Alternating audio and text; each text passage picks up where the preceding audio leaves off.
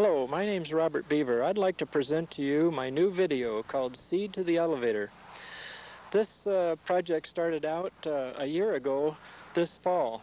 We're just finishing up, as you can see in the background right now, our corn harvest. We farmed oats and corn and beans.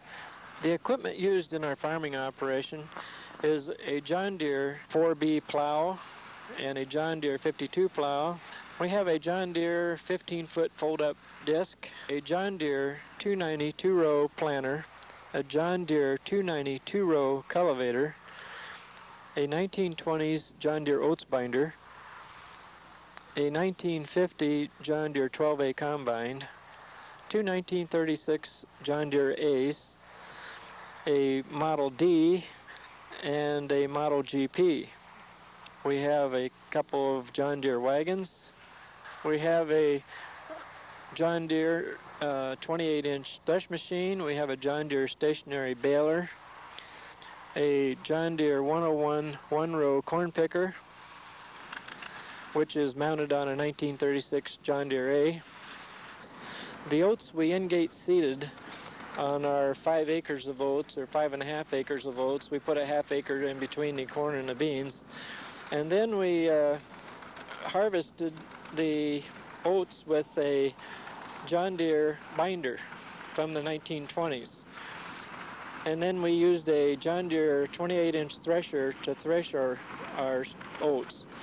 And then after we threshed the oats, we used a John Deere stationary baler to bale the straw.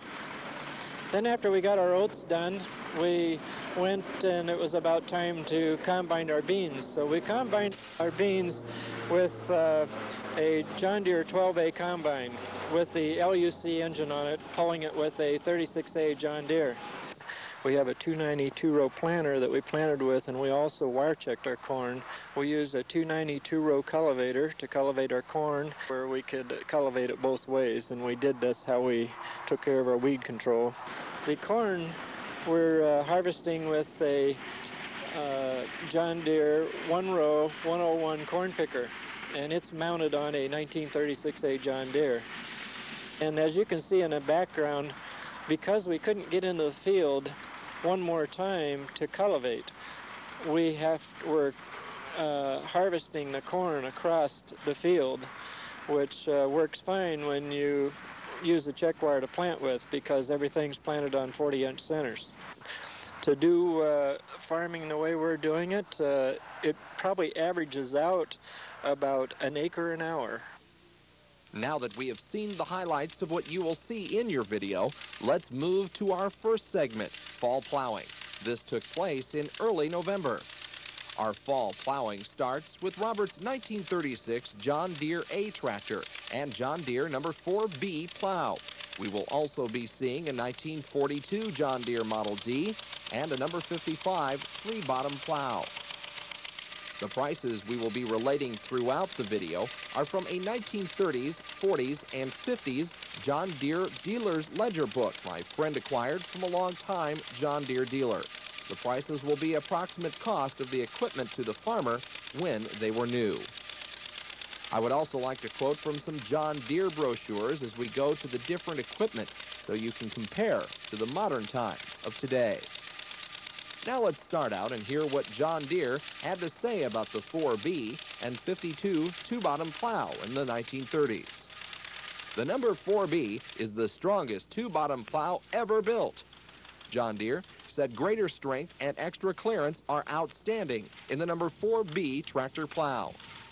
These two important features, combined with the good work for which John Deere plows have always been famous, mean much to you in the life of your plow and the satisfaction you get from your investment. The plow was built from high-carbon beaded steel beams, heat-treated for greater strength and toughness. They are reinforced and steadied by strong steel braces lapped well around the beams and held in place by heavy bolts and lock washers. Thus, the entire frame is held securely together, assuring lasting rigidity, permanent alignment of bottoms, and freedom from looseness and weaving that invariably lead to unnecessary and frequent repair costs.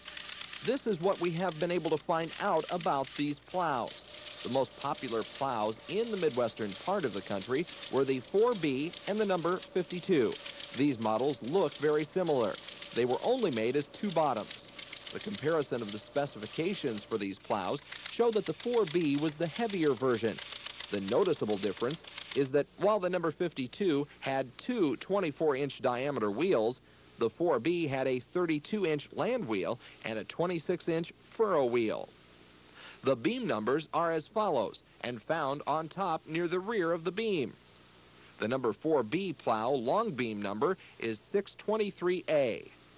The number 4 plow short beam number is 583A. The number 52 plow long beam number is 613A for 1935 and number 611A for 1935 and up. The number 52 plow short beam number is 612A for 1934 and number 610A for 1935 and up. Production of the 4B plow started in January 1935 and continued until 1949. In 1940, it was equipped with an oil bath enclosed clutch. Production of the number 52 plow started in 1934, and it was upgraded in 1935 along with the introduction of the number 51, one bottom, and the number 53, three bottom. They discontinued it in 1945.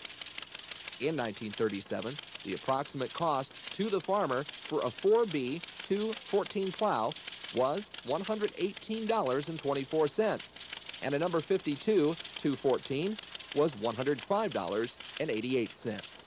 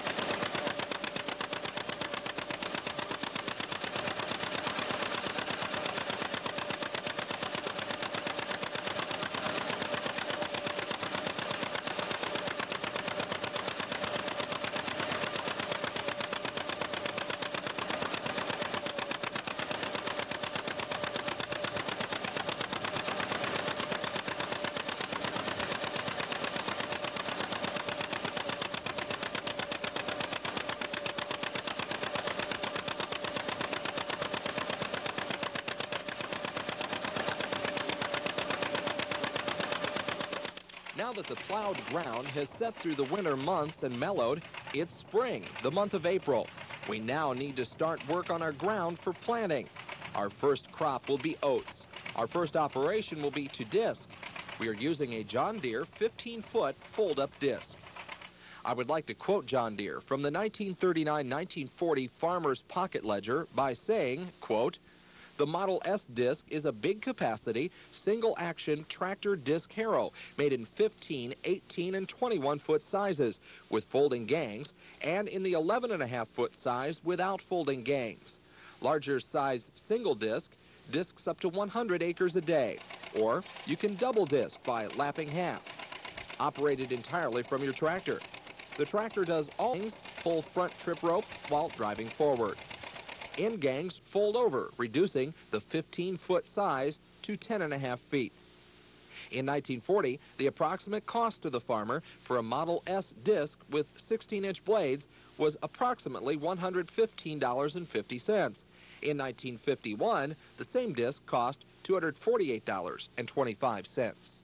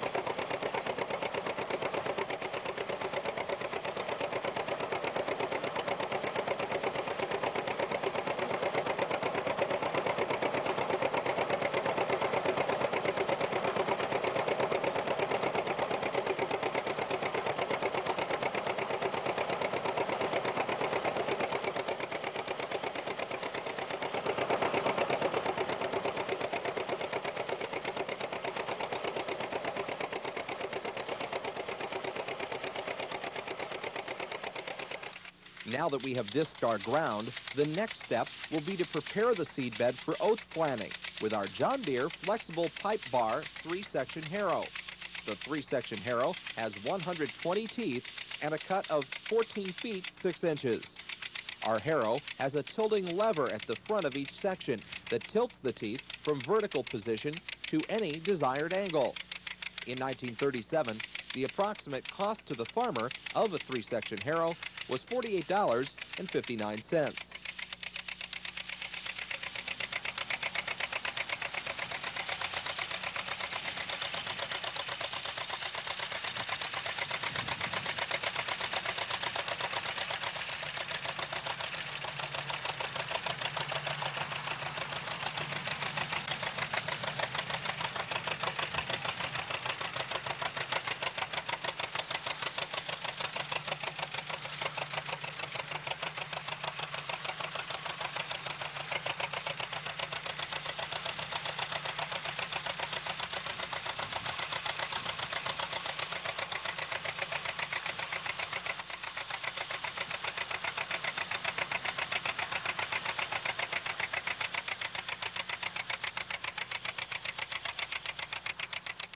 It is now May 2nd and dry enough to get into the field to seed our oats. We were not able to use a John Deere Engate seeder. The seeder we used is very similar, so I would like to use a John Deere seeder for my illustrations. In 1937, the approximate cost to a farmer for a new John Deere Engate seeder was $30.29. This seeder would plant about 2 acres per hour and a swath of oats approximately 38.5 feet at a constant speed. A difference of 10 RPM would change the width of swath approximately 1 foot. To regulate the amount of grain being broadcast, you would adjust the slide plates mounted under the hopper. The plates are marked to help you select the right amount of grain from one edge of the swath to the other. Care should be taken to drive so the swaths do not overlap, or the grain will be sown too thick along edges of the swath. O is for oats, B for barley, and R for rye or wheat. The plates are also marked with numbers 1 through 5 to indicate bushels and half bushels per acre. There was one method handed down from the horse farming days that also worked very well. That was checking the broadcast oats on the ground to see that there were 9 seeds in the area of a good-sized horse's footprint. The John Deere Engate seeder also had a grass seed hopper for sowing very light seeds, such as brome. This operation would take special feed opening plates, part numbers R160B.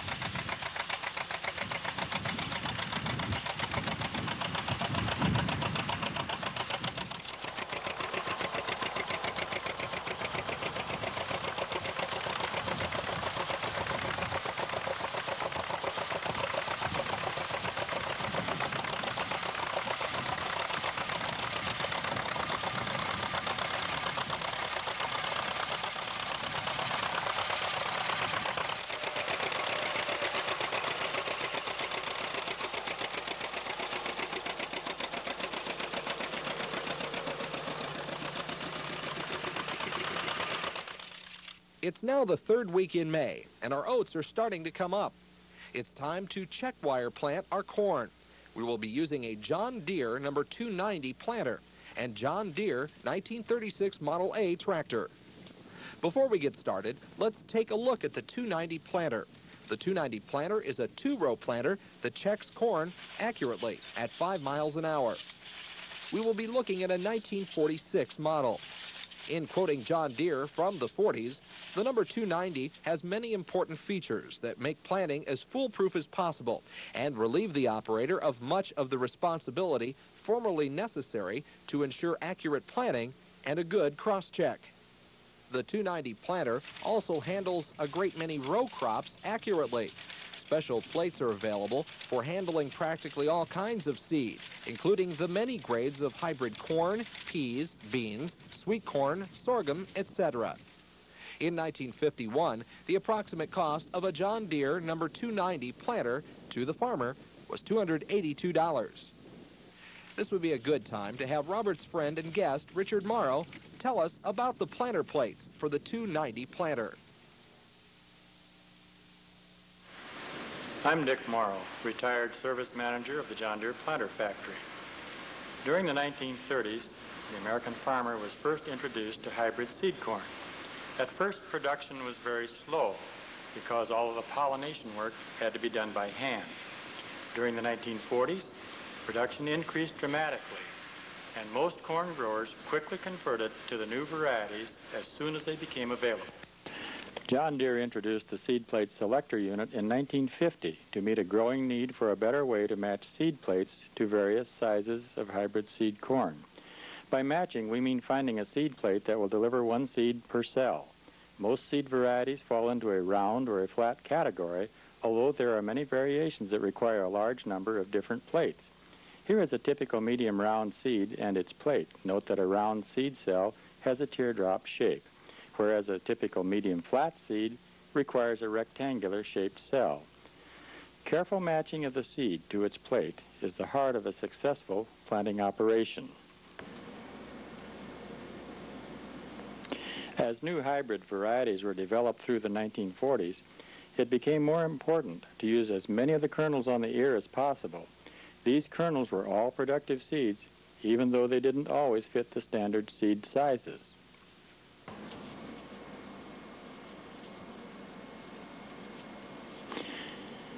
The seed plate selector unit was sold through John Deere dealers, and seed companies were the major users.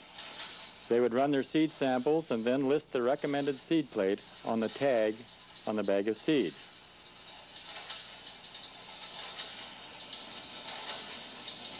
The seed plate selector is made up of many basic planter parts, such as a gear case, the drive line, and the seed hopper. The seed plate selector unit is driven with an electric motor, and the seed is deposited on a traveling belt so that planting rates can be observed. The seed plate rotates at speeds equivalent to a field travel speed of 5 miles an hour with a John Deere number 290 or number 490 planter. Now let's take a look at how to test a typical seed sample.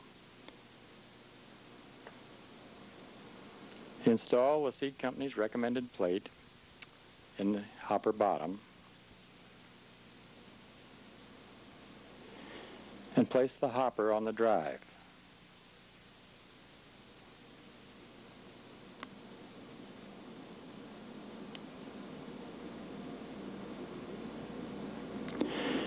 Put in at least 2 quarts of seed for best planting results.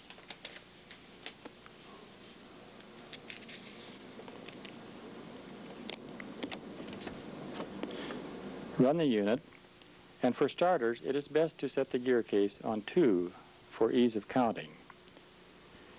Run it and observe how many 2s are dropped on the moving belt. It is best to run 50 drops because this will mean that 100 cells have gone past the drop point. The number of cells counted over or under 100 represents the percentage of seeds which will be overplanted or underplanted in typical field conditions. While the goal is a perfect fit and 100% accuracy, most users prefer a plate that overplants by 3 to 5%. to compensate for seeds which may not germinate for a variety of reasons. If the number counted is too high or too low, a smaller or larger cell size is needed.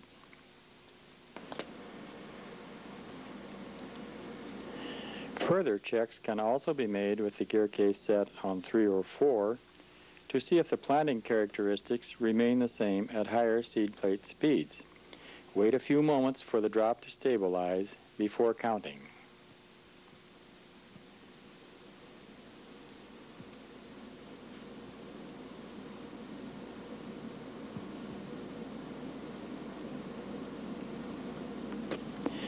In order to fully understand how the seed plate functions in the seed hopper, this demonstration plate shows that 2,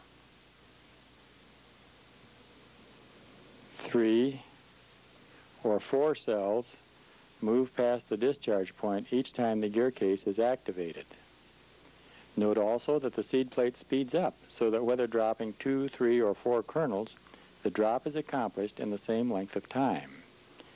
This is necessary because on check row planters, the upper valve is open the same length of time regardless of how many seeds are being dropped. When plateless planters became popular in the early 1970s, there was very little left for the seed plate selector unit to do. Its time had come and gone, but it provided a very valuable service when it was most needed. Thank you, Richard. Now, for those of us not around in the 1930s, 40s, and early 50s era of cross-checked corn, let's look at why and how the farmers planted that way. Farmers took a lot of pride in their cornfields because the first sign of corn coming up would tell the story and how well they laid out their fields. It took a lot of work to lay out the fields, so this procedure of check planting could be done properly. The first rows that we will plant are the 6 end rows at each end of our field. These rows are not checked, they are drilled. The end rows will allow us to turn around, and the very first outside row is where we set our stakes. You can see by the diagram how the corn plants were laid out by using this method of planting. After the end rows are planted, we then lay the check wire out and set the stakes with built-in tension meter for maintaining proper wire tension, an important factor in securing a good cross-check. Now we have our wire laid out and the stakes set, and our planter is adjusted to 3 seeds per hill for our first trip across the field. The planter is set to plant 40-inch wide rows.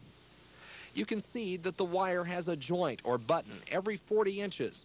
This will cause the planter to trip and plant every time the button goes through the planter check fork. At the end of every pass across the field, we move the wire and stake over and align the stake with the end row and the marker made for our new row. After we set the stake, we install the wire on the tension cleaves and set it to the same as before so the rows will be uniform. We also need to install the wire in the check head of the planter. This operation is repeated at the end of every row. The check row wire is automatically released when the planter is approximately 7 buttons from the anchor stake. The increased angle of the wire at this point forces the check head to open and drop the wire. We then turn around and line up with the front wheels of the tractor straddling the mark that the planter marker made for us while planting. We repeat this procedure until the field is finished. Now, why did we go to so much work? We call it, in today's farming, weed control. We have planted our rows on 40-inch centers with a hill every 40 inches. That gives us a plant on 40-inch squares. Now, you are going to have to wait until later in the video for the first time into the field to cultivate to get the rest of the story.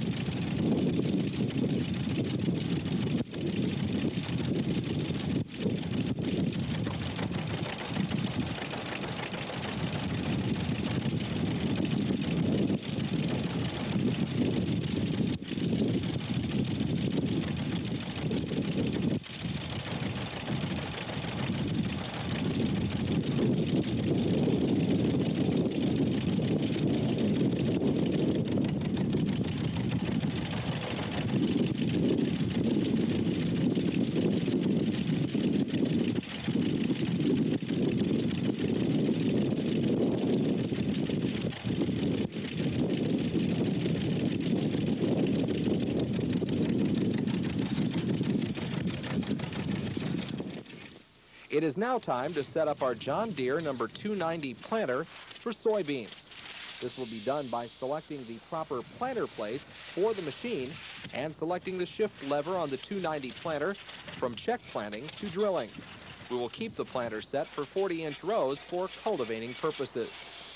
We will also want to make a test drop so we can see if the planter is working properly and make the necessary adjustments before going to the field. Now that we have our planter set up, let's start our first row. We will want to lay out the first row very straight because this will have an effect on how straight the rows will finish up at the end of our field. It is like building a house. The more time you take in laying out the foundation with as little error as possible, the easier and more square it will be when finishing up the roof. After we drill the beans, we will then drag the field lightly.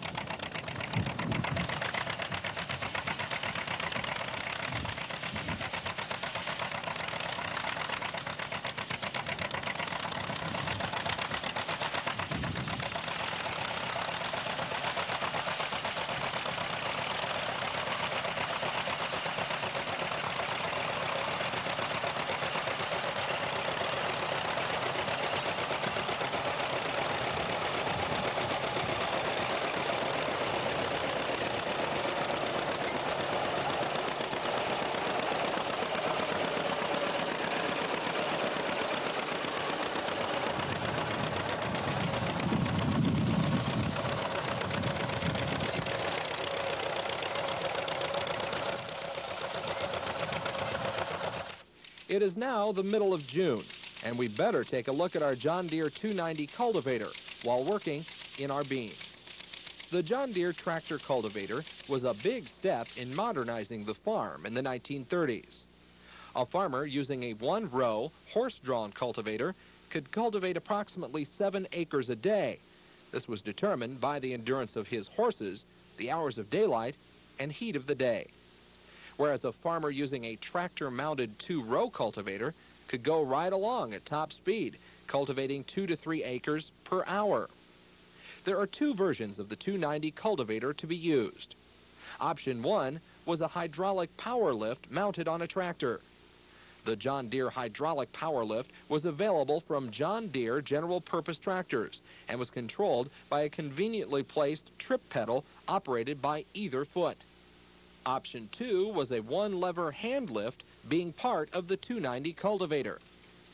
Again, quoting John Deere from a 1937 cultivator brochure, quote, "The hand lift for John Deere cultivators consists of a single latchless master lever which is moved forward to lift the rigs and back to drop the rigs. Not having a hand latch simplifies the construction and adds much to the convenience in handling. The dogs which hold the lever into position on the ratchet are automatically controlled as the lever is moved forward or back. You can see the unique design of the lever, dogs, and selector, which makes the John Deere hand lift outstandingly easy to operate." We are using the 290 hand lift cultivator mounted on a 1936 Model A John Deere. In 1937, the approximate cost of a John Deere Model A tractor to the farmer was $1,000 with all rubber tires and $927 on steel. The approximate cost of a 290A hand lift two-row cultivator was $124.12.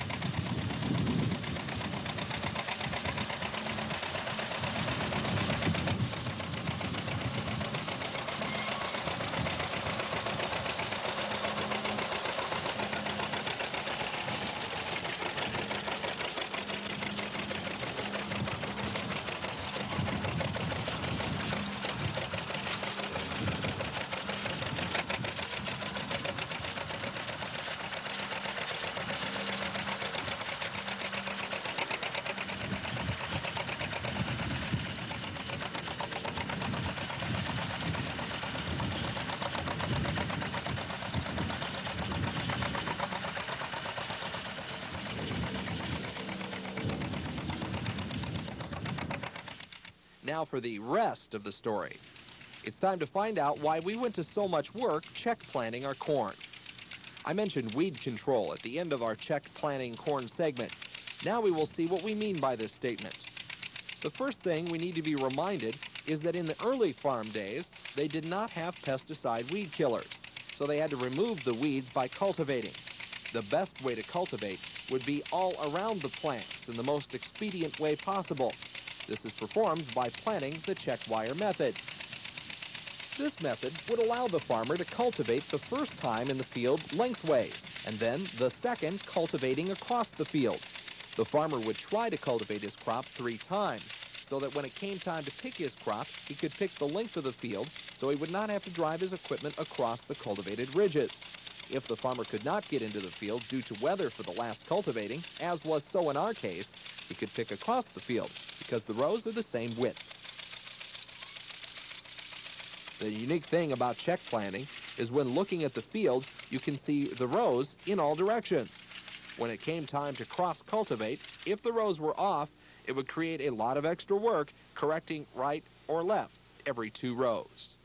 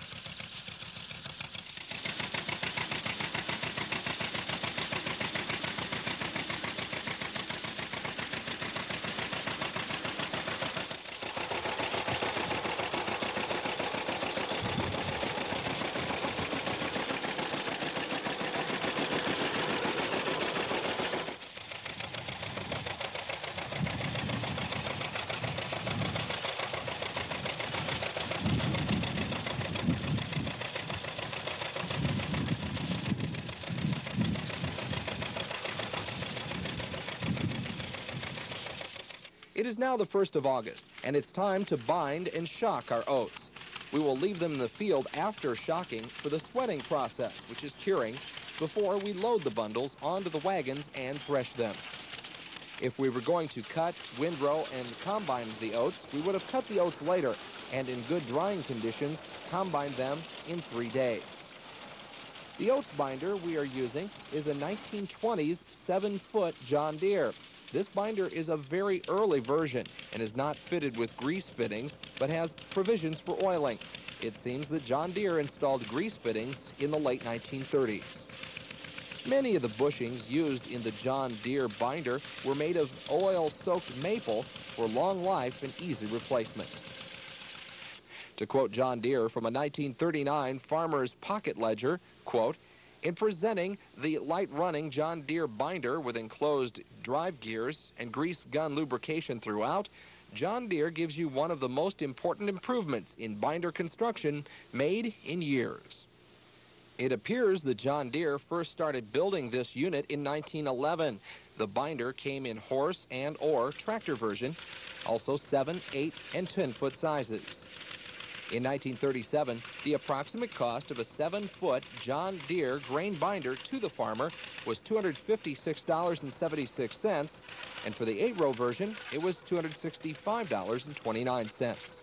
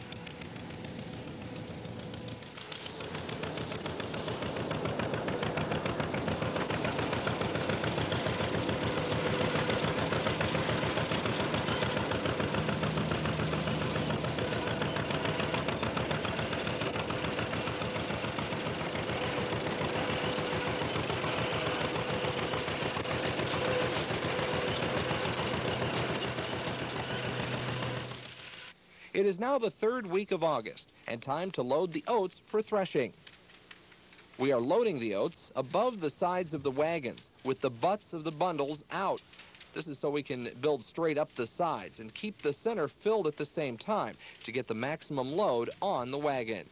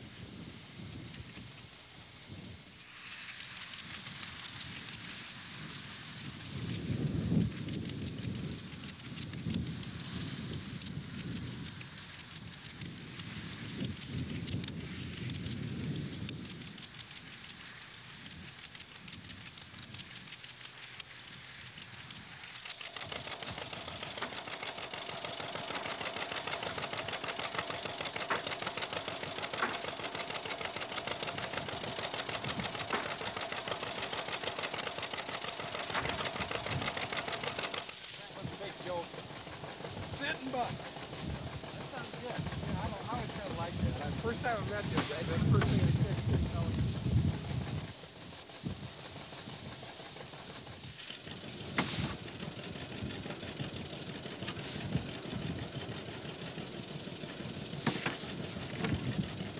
You know, I think the good old days was a lot of work, wasn't it?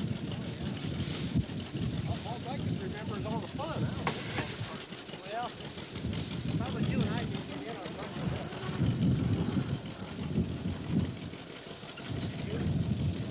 Well, not where I really had to do it, but I was there, you know.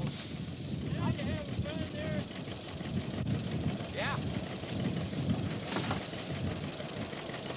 Summer I was 16, me and another kid went thrashing. This guy, he about laughed about it. So he hired me and the other kid that.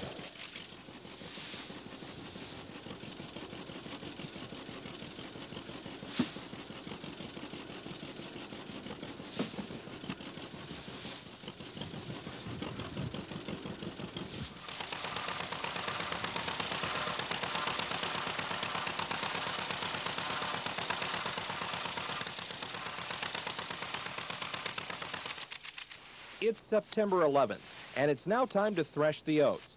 We are using a John Deere 28 by 46-inch thresher belted to a John Deere Model D tractor. In 1937, the approximate cost for a 22 by 36-inch John Deere thresher to the farmer was $1,176.47, and for the 28 by 46 model, it was $1,312.94. In 1941, the approximate cost for a John Deere Model D tractor was $1,290.59. In 1951, 10 years later, the same model tractor sold for $2,849.41. The oats are ready, the sun is shining, and the neighbors are coming over to thresh today. We will get the thresher greased, belted up, and ready to go. It has been a long time since we have heard that statement made. In this modern day of farming, one man farms hundreds of acres alone. In the earlier days of farming, the farmers depended on help from family, friends, and neighbors to get his crops in. The farms were a lot smaller in the earlier days, and the acres worked per hour were a lot less.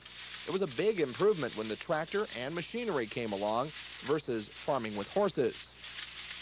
In the early days of threshing, not every farmer could afford to own his own threshing machine. The farmers would hire a machine that would travel from farm to farm during the threshing season, with neighbors and family helping to get the grain harvest done on time. When doing this video, the statement was made several times about the good old days, and it usually came at the end of the day when we looked back over the day's work and realized that we worked very hard to accomplish what today's standards would be a very little progress.